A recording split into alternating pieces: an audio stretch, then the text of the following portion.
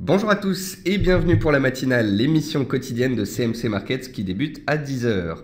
Je suis Nicolas Chéron, analyste pour vous servir et nous sommes aujourd'hui le vendredi 22 juillet. Le titre du jour est les PMI à l'honneur. En effet, aujourd'hui, vendredi, nous avons la publication des PMI français, des services et manufacturiers qui sont ressortis supérieurs aux attentes. Même chose en Allemagne, supérieurs aux attentes pour les PMI manufacturiers et des services.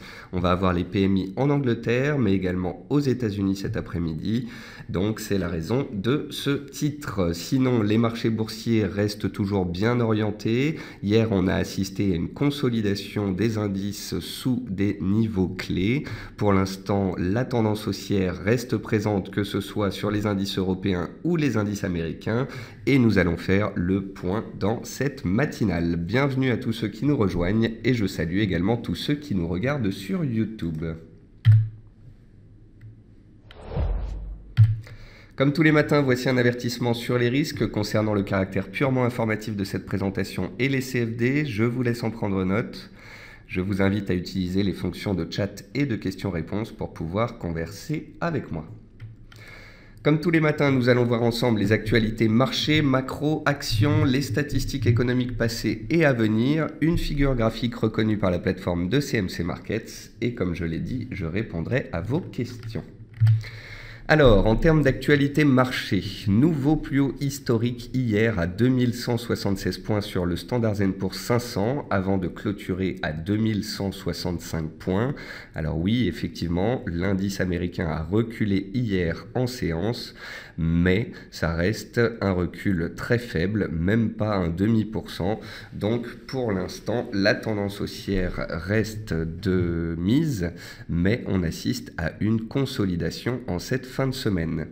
Le DAX fait face à sa moyenne mobile à 250 jours qui passe par les plus hauts d'avril et de mai. Je vous l'ai montré hier, on l'a vu aussi hier après-midi dans l'émission Live BCE.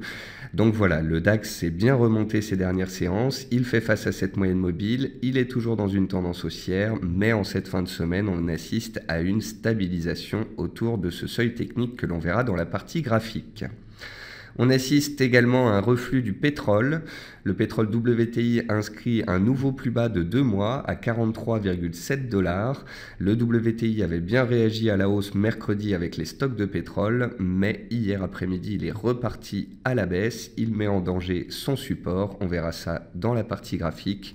Comme je vous l'ai expliqué, si le pétrole venait à casser ses supports et accélérer à la baisse, eh bien évidemment, cela pèserait sur les indices et ce serait peut-être une des raisons d'une consolidation éventuelle à venir.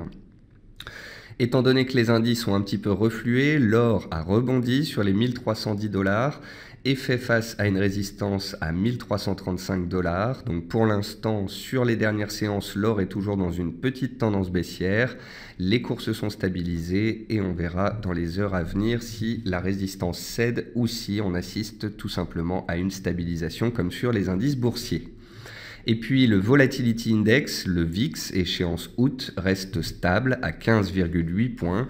On le surveillera dans les séances à venir, car si ce dernier devait se détacher de cette zone, les 15-16 points à la hausse, eh bien ce serait le signe d'un revirement à court terme, d'un retour des vendeurs, et il faudrait alors faire attention à une éventuelle mise en place d'une respiration, d'une petite correction sur les indices boursiers. Ce n'est pas encore le cas, mais on surveillera donc le VIX dans les heures et séances à venir. Côté actualité macroéconomique, JP Morgan considère comme saine la hausse actuelle du Standard & Poor's 500 qui se fait graduellement.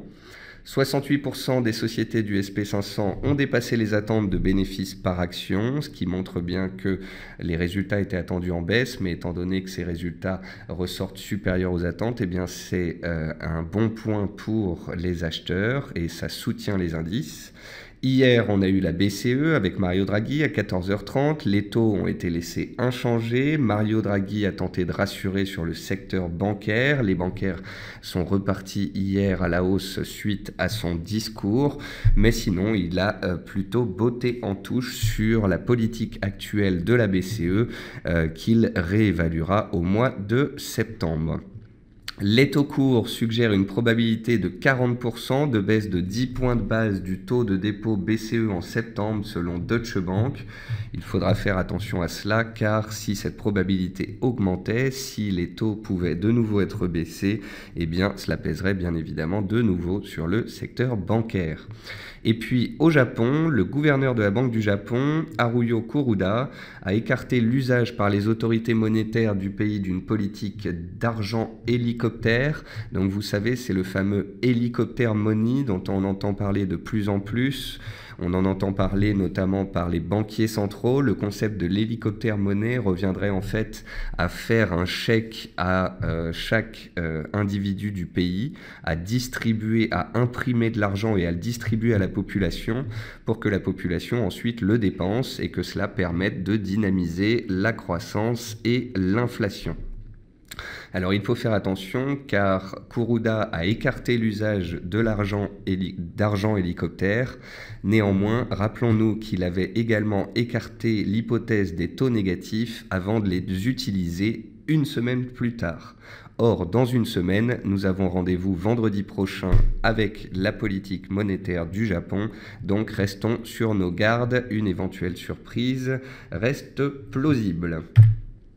Côté entreprise, Havas a publié un résultat net en hausse de 6,5% au premier semestre. TF1 a essuyé une perte nette de 600 000 euros au premier semestre contre un bénéfice net de 612 millions d'euros un an plus tôt. Thales, c'est pas 612 millions, c'est 61,2 millions, je pense. Je vais vérifier ça. Thales gagne 3% après des résultats supérieurs aux attentes. Néanmoins, la société a expliqué qu'elle ne répéterait pas cette surprise à la hausse au deuxième semestre. Nexity a réalisé un résultat net en hausse de 8% au premier semestre. Et puis Nicox perdait 10% dans les premiers échanges. La FDA, donc la Food and Drug Administration aux États-Unis, investiguant au sujet de l'un de ses colis. Donc on suivra Nicox qui est très volatile ce matin. Le titre a ouvert et a baissé très rapidement, puis il est remonté par la suite. J'ai d'ailleurs retweeté 2-3 informations sur mon compte Twitter à ce sujet. Et puis dans les meilleures et les moins bonnes performances du CAC 40, vous pouvez voir qu'on a peu de fortes hausses ce matin, on a peu de fortes baisses également, mais on a quand même quelques titres en baisse de plus de 1%, avec Technip qui perd 1,58% à cause de la baisse du pétrole. On voit que les baisses sont quand même un petit peu plus importantes que les hausses, on est donc dans une séance de prise de bénéfices, de stabilisation en cette fin de semaine. Côté statistiques passées, les ventes de logements existants aux USA sont ressorties supérieures aux attentes à 5,57 millions contre un consensus à 5,48 millions. Donc le marché de l'immobilier toujours bien soutenu aux États-Unis.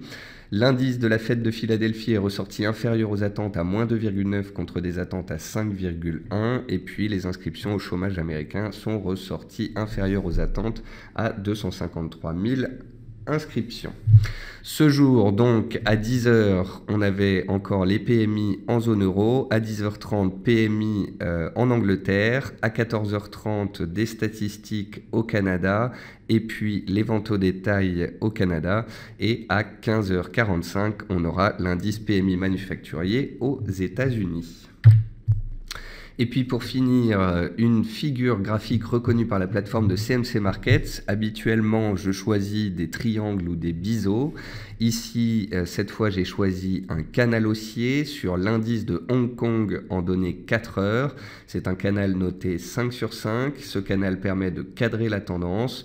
Une rupture du canal inviterait à la prudence. Alors si c'est à la hausse, c'est pour une éventuelle accélération haussière. Si c'est à la baisse, ça peut engendrer un changement de tendance. On va maintenant passer sur la plateforme de CMC Markets. On commence tous les matins par les indices boursiers et par le SP500, l'indice directeur américain. Vous pouvez voir que ça a été une semaine de stabilisation à plat après les 3 semaines de très forte hausse qu'on a connues auparavant. On a ouvert lundi et on a clôturé à 2166 points et on est aujourd'hui vendredi au même cours. Donc c'est vraiment une séance, une semaine de stabilisation, de digestion de la hausse précédente. Vous pouvez voir comme l'expliquait JP Morgan, que cette hausse se fait graduellement et c'est ce qui est positif, car étant donné que les cours consolident à plat, cela permet aux indicateurs de retomber un petit peu et si par la suite l'appétit pour le risque perdure, on peut repartir à la hausse. Bien évidemment, et comme je vous l'ai répété ces dernières séances, si et seulement si on venait à casser un support, alors on parlerait de respiration de court terme, de consolidation. Le support le plus bas de la semaine, ce sont les 2158 points. Tant qu'on est au-dessus de ce seuil, les acheteurs ont la main. Si on passait dessous, ce serait une première alerte. On va passer sur les indices européens et voici le DAX. Le DAX travaille actuellement sa moyenne mobile à 250 périodes. C'est une moyenne mobile sous laquelle on a échoué à la fin du mois d'avril, à la fin du mois de mai, au début du mois de juin. Ici, le 23 juin, c'était la veille du Brexit. Il y avait eu un excès haussier avant une forte chute suite au Brexit. Et vous pouvez voir que grâce à la hausse de ces dernières semaines, on est revenu travailler cette moyenne mobile. Si dans les séances à venir, on arrive à passer au-dessus de cette moyenne mobile, à accélérer au-dessus des 10 160 points, les plus hauts du jour qui correspondent également au plus haut de lundi dernier, et que l'on clôture au-dessus de cette moyenne mobile, ce serait un point positif et ça laisserait entendre que les acheteurs en veulent encore et sont susceptibles d'engendrer de la hausse en direction de la résistance suivante qui est à 10 350 points, soit les plus hauts de mai et les plus hauts de juin. Par contre, si on venait à échouer sous cette moyenne mobile et à refluer, il faudrait faire attention au support.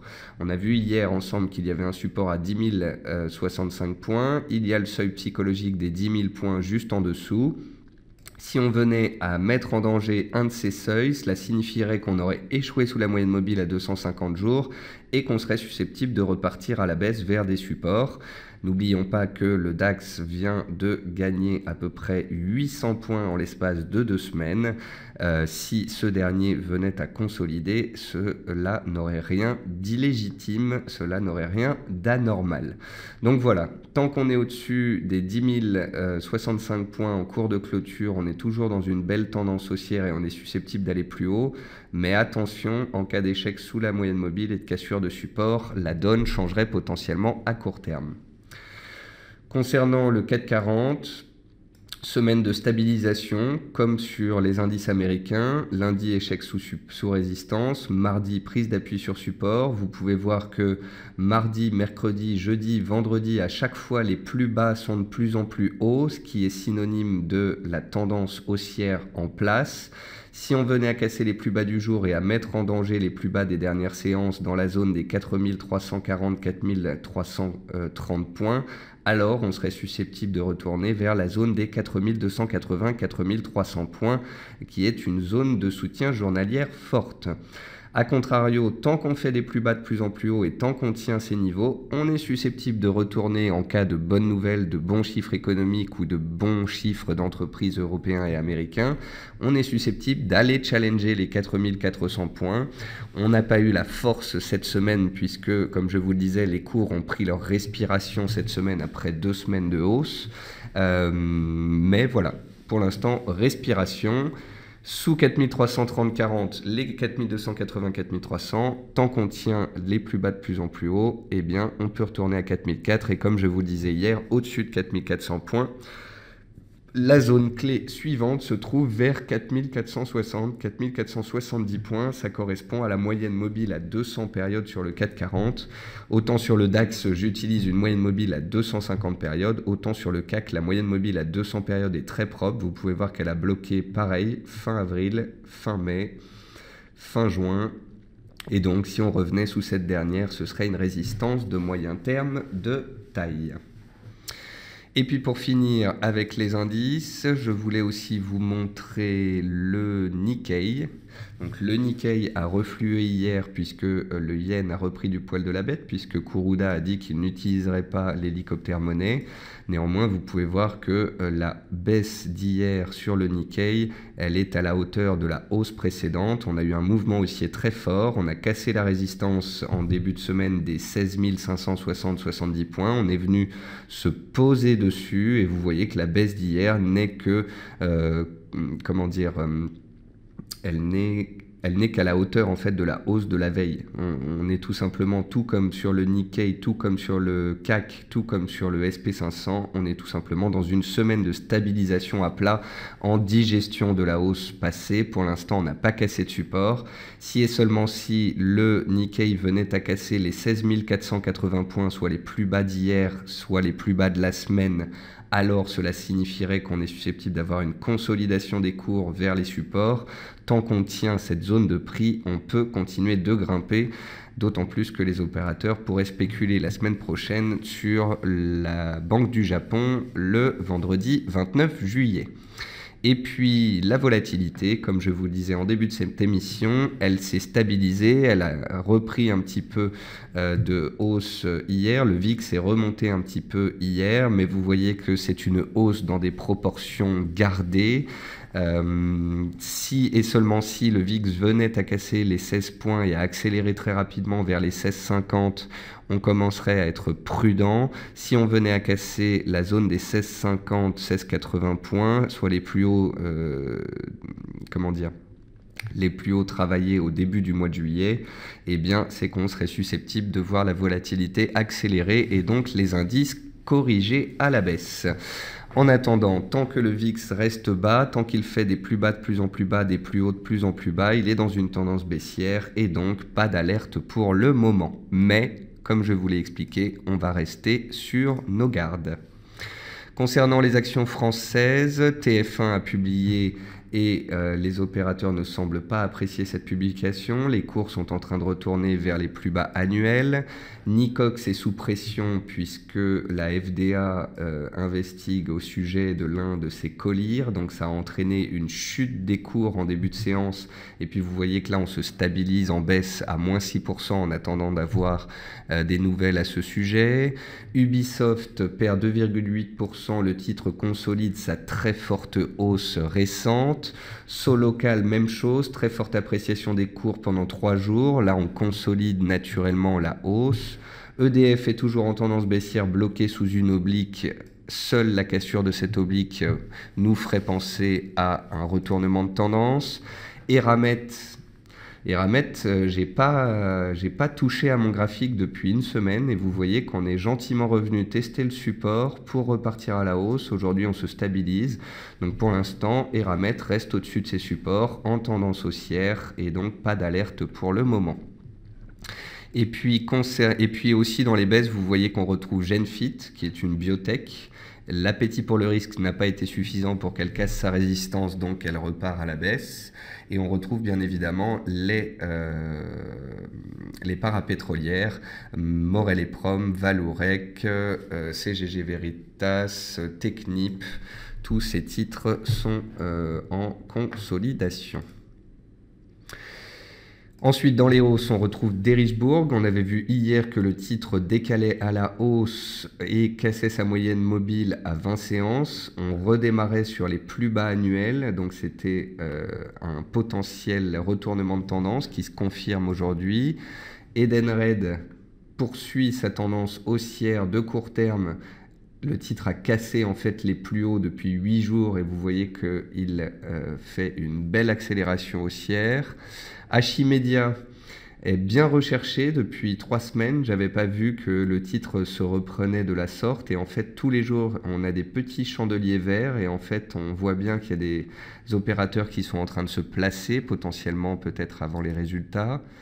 Thales donc a publié, le titre enregistre un nouveau plus haut annuel, il est dans une belle tendance haussière. Alten, c'est la même chose, belle tendance haussière, on retourne vers les plus hauts annuels. Et puis ensuite, on n'a pas de très fort mouvement haussier à constater sur le marché action qui est relativement calme ce matin, hormis quelques publications.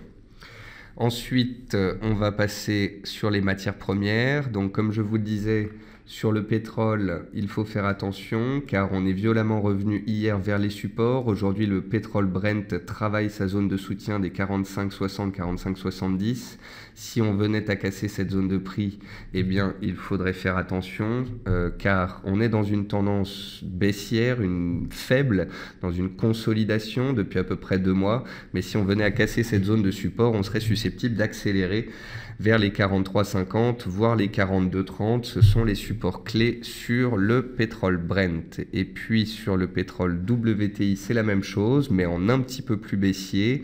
Et je vous avais expliqué que le WTI sous-performait un peu le Brent, puisque avant-hier, il avait fait un nouveau plus bas de 2 mois avant de se reprendre grâce au stock. Hier, on est reparti sur les plus bas. Aujourd'hui, on fait un nouveau plus bas. Donc le WTI fait déjà un nouveau plus bas alors que le Brent, lui, n'en a pas encore fait. Ça montre bien que le WTI sous-performe. Cela veut dire que s'il y a une baisse des deux pétroles, il pourrait baisser plus rapidement que son homologue. On est pile poil sur le bas. On est pile poil sur l'oblique qui passe par les plus bas depuis 2 mois, donc on est sur support, mais voilà, on fait très attention. Si ce support venait à casser, dessous on pourrait retrouver les 42$, voire le seuil psychologique des 40$ et la moyenne mobile à 200 périodes. Et il faudra faire attention au pétrole, car comme je vous le disais, si le pétrole casse ses supports, eh bien cela pèserait bien évidemment sur les indices. Concernant le jus d'orange, on fait attention car le jus d'orange se stabilise sur ses plus hauts. Il est en train d'attaquer son oblique de soutien haussière. S'il venait à la casser, eh bien, ce serait la fin de cette belle tendance haussière qui a duré pendant près de 3 mois. Tant qu'on est au-dessus de l'oblique, ça peut monter, mais attention en cas de cassure. Les bovins engraissés retournent sur leur plus bas annuel et se dirigent potentiellement en direction d'un support mensuel qui date de 2012. Donc on continue de baisser. On avait vu que les cours des bovins engraissés étaient sous une résistance de moyen terme et je vous avais expliqué que tant que cet oblique ne cassait pas, il n'y avait pas de signal. Pas de signal, pas de stratégie, donc voilà. Ensuite, le soja a bel et bien cassé son support et continue de baisser depuis. Le riz a échoué sous résistance.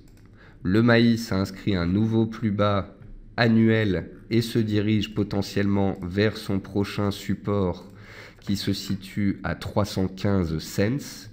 Il s'était accroché au support des 343 cents, mais cette semaine, la cassure semble effective sur ce seuil. Elle sera validée ce soir en cours de clôture. Si tel devait être le cas, eh bien, le prochain support est à 315 cents. Les cours du sucre continuent de consolider, s'accrochent à leur tendance haussière pour le moment.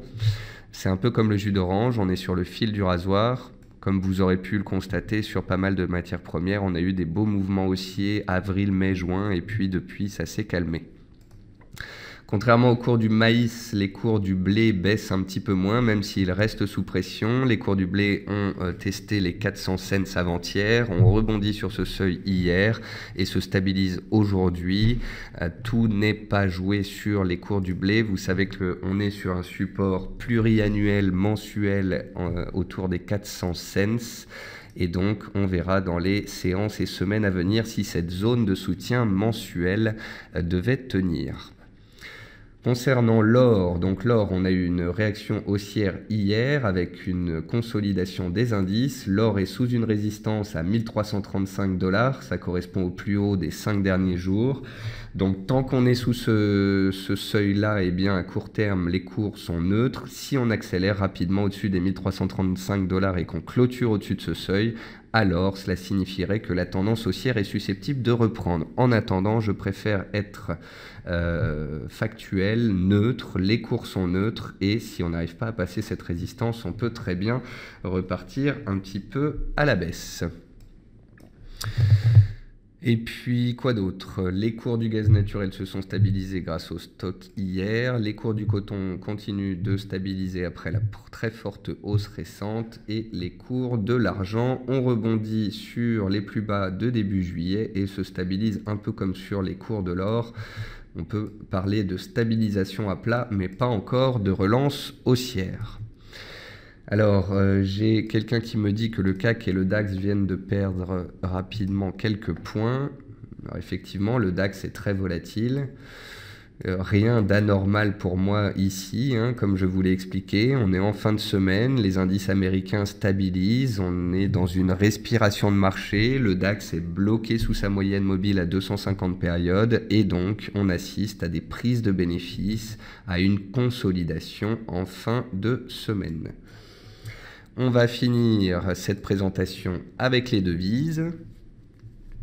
Donc sur les devises, vous avez pu noter que l'euro-dollar s'est accroché à la zone des indices hier malgré la BCE. Donc sur les devises, le dollar hier a consolidé, il est revenu vers une ancienne résistance devenue support. Aujourd'hui, il est posé dessus. La semaine prochaine, ce sera important de suivre le dollar américain. Si le dollar prend appui sur son support et repart à la hausse, eh bien, les matières premières auront tendance à être sous pression et les paires en dollars également. Si le dollar, par contre, devait casser son support et réintégrer son range précédent, ce serait un soutien pour tous les actifs dénominés en dollars. Concernant l'AUD-USD, donc on avait vu que l'AUD et le NZD, les monnaies des antipodes, sous-performaient un peu l'euro et la livre. C'est la raison pour laquelle l'AUD a cassé son support il y a 3 jours et puis stabilise autour pour le moment.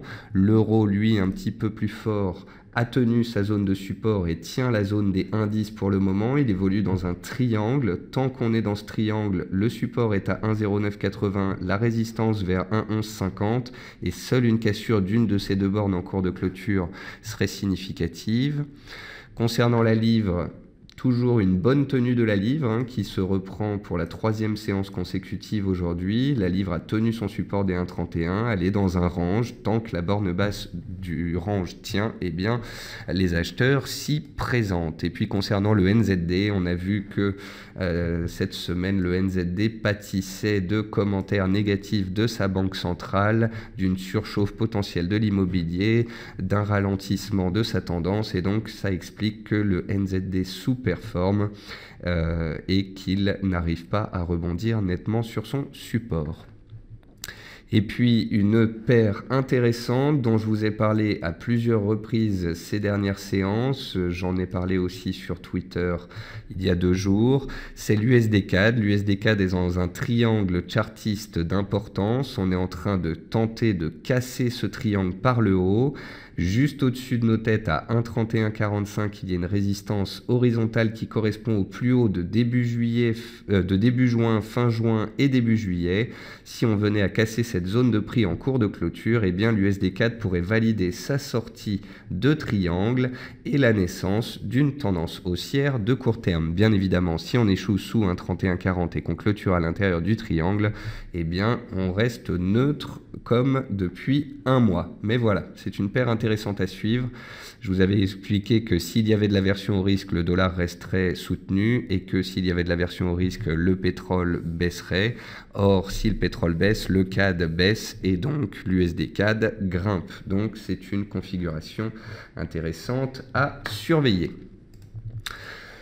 Je vais regarder vos dernières questions. Thomas dit effectivement ce n'est pas bon pour les banques et un effet positif marginal très réduit. Le marché serait pas forcément bull sur une nouvelle baisse des taux de la BCE. Donc effectivement Thomas, si Deutsche Bank a raison et que les taux de la BCE sont abaissés, ça a un effet à double tranchant. Le PMI en Angleterre vient de sortir inférieur aux attentes, donc on pourrait connaître un petit reflux de la livre. Sinon, Thomas nous dit « Thales a toujours été très prudent dans sa communication, elle peut battre ses propres objectifs au 2e semestre. » En effet, Thomas, donc Thales a communiqué ses bons résultats du 1er semestre et a dit qu'elle ne réitérerait pas forcément cela au 2nd semestre. La société est prudente et vous faites bien de nous dire que elle est prudente, mais elle a toujours été prudente, donc elle peut encore faire mieux. Philippe me dit bonnes vacances, rendez-vous à très bientôt. Eh bien Philippe, je vous souhaite de très bonnes vacances, à très bientôt. Pour ma part, je reste tout l'été devant les écrans, je ne partirai que début septembre. Et puis Pascal, pour finir, me parle d'un biseau sur Air Liquide. On va regarder ça tout de suite. Air Liquide, c'est ici. Il y a un biseau descendant sur Air Liquide, peut-être un breakout à venir. Alors, est-ce que vous me parlez du biseau descendant éventuel en données 4 heures? C'est-à-dire ceci. C'est un petit biseau, mais bon, vous voyez, avec les gaps sur les actions, c'est pas très propre. Alors, effectivement, donc ça, c'est à surveiller. Après, vous me dites un biseau journalier ou hebdomadaire. Alors, en journalier sur Air Liquide, c'est un range, hein, qu'on soit clair. Support 81,9, résistance 96,97, c'est un simple range. On est bloqué sous la moyenne mobile à 100 périodes. Donc pour que le titre Air Liquide puisse sortir de sa tendance baissière de moyen terme et relancer sa tendance haussière de court terme, il faudra absolument qu'il casse la zone des 96,97 € et qu'on accélère et qu'on clôture au-dessus de la moyenne mobile à 100 périodes. Sinon, à court terme, eh bien, les cours sont dans un range, on a échoué sous la borne haute du range et donc on consolide depuis plusieurs séances. Et si les indices baissaient, Air Liquide serait très certainement sous pression. Donc voilà, c'est une fin de semaine sous le signe des prises de bénéfices. C'est une semaine qui a été plutôt positive sur les marchés actions. Les supports ont tenu, on a inscrit des nouveaux plus hauts historiques aux États-Unis. L'indice japonais s'est repris. En cette fin de semaine, on assiste à des prises de bénéfices sur les indices, à des prises de bénéfices sur le pétrole. Pour l'instant, aucun signal baissier, mais nous allons faire attention à cela quand même. Si on devait avoir des mauvais chiffres économiques, des mauvaises publications en début de semaine prochaine, et si donc cela entraînait des cassures de support, on pourrait connaître des respirations un peu plus profondes. On verra ça la semaine prochaine. Pour l'instant, les supports tiennent. Pas de cassure, pas de signal, comme j'aime à le dire. Soyons factuels, étudions les clôtures ce soir et ça nous donnera le tempo pour le début de semaine prochaine. Thomas sur Air Liquide me répond Air Liquide, Lavalo a souffert, on est à 17,7 fois les résultats 2016, 16,7 fois le résultat de 2017. C'est un titre qui a pas mal reculé et qui peut donc être surveillé d'après Thomas. Et bien comme je le disais Thomas, on surveillera l'éventuel dépassement des 96,50. Ce serait le signe d'un retour de la tendance haussière de court terme et ça militerait pour un décalage haussier sur plusieurs séances éventuellement. Mais à court terme, voilà, on est sous résistance, les indices consolident, donc restons prudents. Voilà, sur ce, je vous souhaite à tous donc une bonne journée, un bon appétit. HS me dit il y a un bébé abandonné sur le Nikkei 225 en journalier. Effectivement, sur le Nikkei en données cash, on a un potentiel bébé abandonné. Mais pour valider ce bébé abandonné, il faudra chuter. Il faudrait chuter en fait lundi. Là, pour l'instant, on a eu le gap haussier, la baisse, le gap baissier. On ne le voit pas sur le CFD, on le voit sur l'indice cash. Mais pour valider cette structure de retournement de court terme, il faudra casser les plus bas de la semaine, les 16 480 points. Si tel devait être le cas, comme sur le SP, comme sur le CAC, si on casse les plus bas de la semaine, ce seraient des signaux baissiers éventuels. Tant que cela tient, pour l'instant, on parle de petites ombres au tableau, on parle de prudence, mais restons factuels, aucun support n'a encore cassé. On assiste à de simples respirations. Si on voit des accélérations sous les supports, une hausse de la volatilité, une hausse des actifs risqués, là on pourra se poser des questions. Pour l'instant, il n'en est pas le cas. Voilà, sur ce, très bonne journée, bon appétit, un très bon week-end à tous. J'espère que vous profiterez du soleil si vous en avez. Et puis, je vous retrouve lundi 10 h pour la matinale. Bonne journée à tous.